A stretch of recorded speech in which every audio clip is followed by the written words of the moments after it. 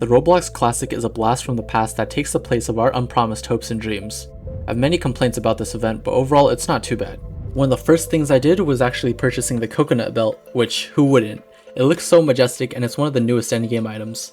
I actually got 2 back-to-back Supreme Sprouts while planning for coconuts, and I thought that was just weird because I could have used that RNG somewhere else. Anyway, the issue with the coconut belt was I don't think this purchase was worth it. Coming in at around 7.5 trillion honey, it also costed 3 refreshing vials, 200 hard wax, 200 purple potions, 500 coconuts, 1500 tropical drinks, and 3 turpentine.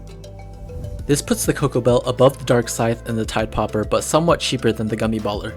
Regardless, it's pretty expensive. And here's a quick comparison of the Cocoa Belt and the Petal Belt. The stat improvement isn't too bad, but I'll tell you now, the new passive is a bit underwhelming. And I mean, you're pretty much playing volleyball.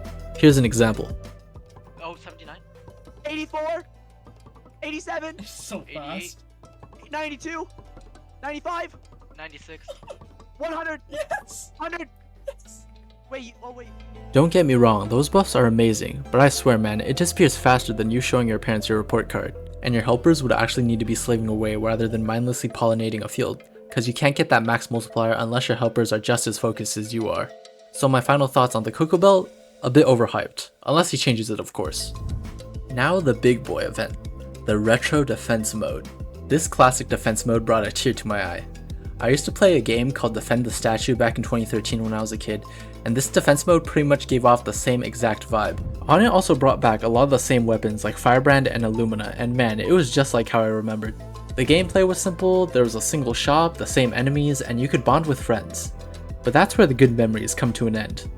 All I remember is this boss straight up one-shotting our statue and there was nothing we could do. That was how I felt when I saw level 26 slime bearing down on our hive, and all my poor little self could do was stare and watch in absolute horror. Yes, Rex, a dream team. No way, this is possible. This is not possible. No! This is not possible. There's 2 right here. No. Ball. No. Dang it. This is not possible. Not even level 25 Mecha Mosquito has instilled that much fear in me.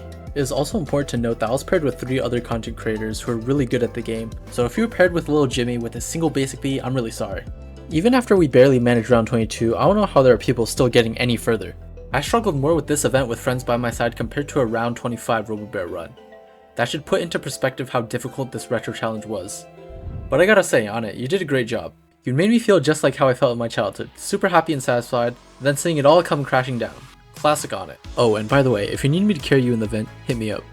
Anyway, yeah, I think those were the 2 main things, but there were also a bunch of balance changes that I could talk about too. So obviously all 3 hive colors have been affected in some way. I'm hearing rumors of a red buff, and there's also an instant conversion stat which states that all instances of this new type of instant conversion are applied independently of all other instant conversion. For example, if you have 2 items that grant 50% unique instant conversion, it will instantly convert 50% of all incoming pollen twice to have an effective total of 75% instant conversion. So this is pretty interesting. Red has always been really bad when it comes to keeping your bag relatively empty, but this should help I think. I even rolled a new Supreme Star amulet this morning, and why does it actually remind me of names?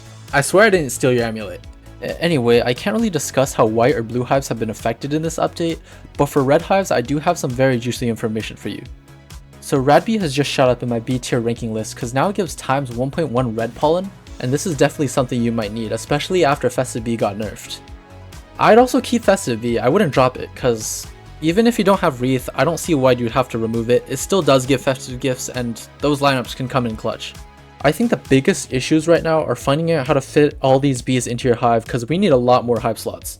So the current changes I've made to my hive was adding a rad bee, I swapped 3 baby bees for 3 tadpole bees because of Scorching Star rework, and I'm not sure about Windy or Lion quite yet, but I'll do some of my own testing. I think everything else should hold relatively constant, but I won't know until I do a boost or some RoboBear runs. So that wraps up a quick summary of my event. Hopefully Beesmas comes out soon, and we can cover that together. So I'll see you in the next one.